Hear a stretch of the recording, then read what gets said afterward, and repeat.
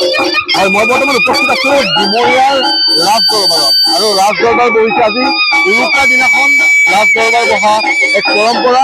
ডিমৰীয়া ৰজা উপস্থিত হৈছে, বিষয়াবৰ্গ উপস্থিত হৈছে আৰু ৰাজ দৰবাৰ চলিছে। আমি সেই ৰাজ দৰবাৰ দেখুৱাইছো। এয়া ডিমৰীয়া ৰজাৰ ৰাজ দৰবাৰ, পাৰখালী বিলৰ পাৰত বহিছে এই ৰাজ দৰবাৰ আৰু আমি এই দৃশ্য দেখুৱাইছো পাৰখালী বিলৰ পাৰৰ পৰা। আৰু পাৰখালী বিলৰ পাৰত এনেদৰে ৰাজ দৰবাৰ বহিছে, ৰজা বহিছে। ৰজাৰ সন্মুখত ডিমৰীয়া যিহেতু জাতি জনগোষ্ঠীৰ মিলন ভূমি বুলি কোৱা হয়, বিভিন্ন জাতি জনগোষ্ঠীও আছে এই অঞ্চলত আৰু তেওঁলোকে নিজ নিজ কলা সংস্কৃতি ৰজাৰ সন্মুখত প্ৰদৰ্শন কৰিছে আৰু এয়া পৰম্পৰা, ৰজাদিনীয়া পৰম্পৰা আৰু বৰ্তমানেও অটুট ৰাখিছে ডিমৰীয়া ৰাইজে এই পৰম্পৰা।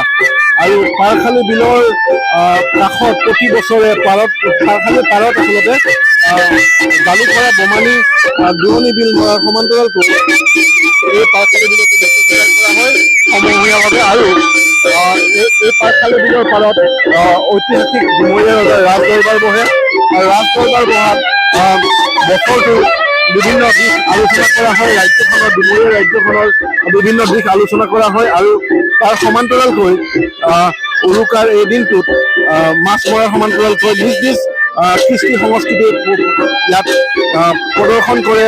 যিহেতু বিভিন্ন জাতি জনগোষ্ঠী, বিভিন্ন ভাষাৰ লোকসকলৰ বসবাসৰ ভূমি এই ডিমৰীয়া। ইয়াত ডিমৰীয়া ৰজা হলি সিং ৰংহাং আৰু হলি সিং ৰংহাঙৰ সন্মুখত এনেদৰে নৃত্য পৰিৱেশন কৰিছে।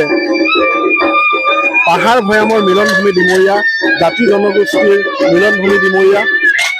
আৰু এই ডিমৰীয়াত এনেদৰে এতিয়া পাৰখালী বিলৰ পাৰত ঐতিহাসিক ৰাজ দৰবাৰ বহিছে আৰু ৰাজ দৰবাৰত ৰজা উপস্থিত হৈছে। ৰজাৰ সন্মুখত নৃত্য পৰিৱেশন হৈছে আৰু লগতে যি বিষয়াবৰ্গসকল উপস্থিত আছে আৰু তেওঁলোকে বছৰটোৰ বিভিন্ন দিশ চোৱা চিতা কৰিছে। ডিমৰীয়া ৰাজ্যখনৰ কেনেদৰে পৰিচালনা হ'ব তাৰ কথা আলোচনা কৰিছে আৰু নিশ্চয়কৈ ৰজাঘৰীয়া বিষয়ববীয়াসকলৰ সৈতে আমি কথা পাতিম।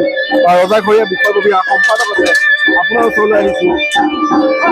ডিমৰীয়া ৰজাৰ যি ঐতিহাসিক এই পৰম্পৰা অটুট ৰাখিছে, আজিও অটুট আছে আৰু ভৱিষ্যতলৈ অটুট থাকিব, কি ক'ব? হয়, মই পোনপ্ৰথমে আপোনালোকৰ জৰিয়তে ভোগালী বিহুৰ অসমবাসী ৰাইজলৈ ভোগালী বিহুৰ মই আন্তৰিক ওলগ যাচিলোঁ। ডিমৰীয়া ৰজাঘৰ পৰিচালনা সমিতিৰ উদ্যোগত আৰু ডিমৰীয়াবাসী ৰাইজৰ সহযোগত ডিমৰীয়াৰ মহামান্য ৰজাদেউৰ উপস্থিতিত আমি প্ৰতি বছৰে ৰাজ দৰবাৰখন আমি অনুষ্ঠিত কৰোঁ। এইবাৰো এই ৰাজ দৰবাৰখন আমাৰ এই ডিমৰীয়াৰ ঐতিহ্যমণ্ডিত পাৰখালী বিলৰ বাকৰিত আমি অনুষ্ঠিত কৰিছোঁ।